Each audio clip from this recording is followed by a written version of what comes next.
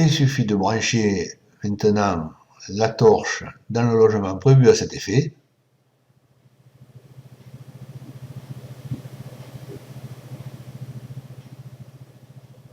Voilà, ne pas oublier le réglage sans gaz, puisque nous allons travailler avec du fil fourré sans gaz.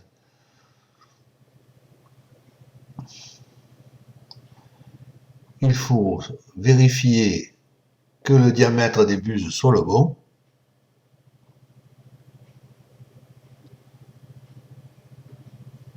Même si le diamètre marqué dessus est en principe le bon, il vaut mieux vérifier, ça ne coûte rien.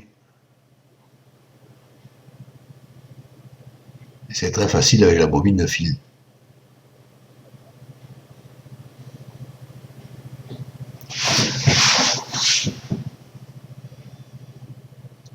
Voilà, on revisse la buse sans trop serrer. Bloquer juste ce qu'il faut.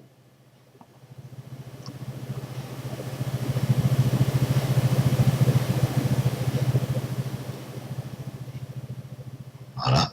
Et maintenant, on va pouvoir passer à l'installation du fil.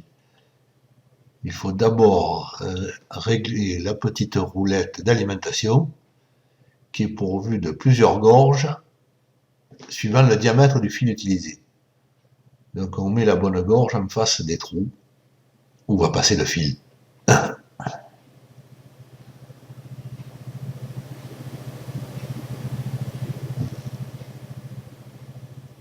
On peut mettre la bobine de fil en place.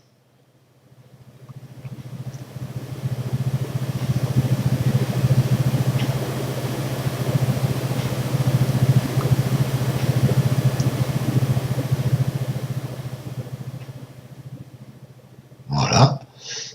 On coupe le morceau de fil tordu afin qu'il puisse passer dans la gaine. On le passe dans le petit trou prévu à cet effet, jusque sur la petite roulette d'alimentation.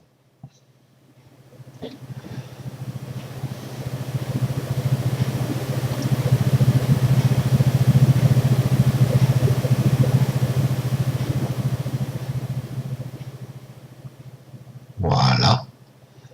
On l'engage un petit peu. Et ensuite, on referme. Il ne nous reste plus qu'à démarrer l'appareil. Et ensuite, grâce au petit bouton rouge situé en haut à gauche, on va faire défiler le fil jusqu'à ce qu'il arrive au bout de la torche.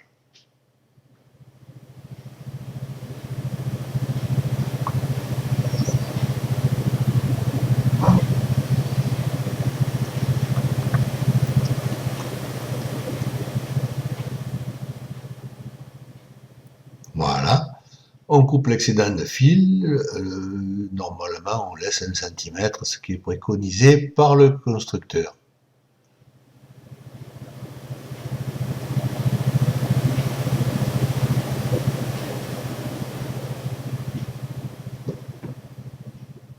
Maintenant, il faut s'atteler au réglage de défilement du fil, la vitesse de défilement du fil et l'intensité de soudage. Il faut un peu tâtonner au début, mais c'est relativement facile pour trouver les bons réglages. Avec 2-3 essais, on y arrive très rapidement.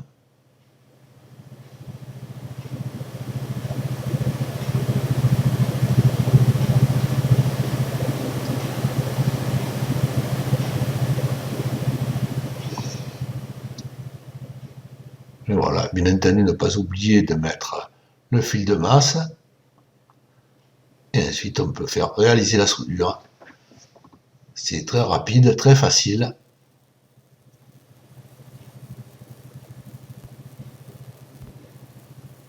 Et ça fait une très jolie soudure, rapidement et facilement.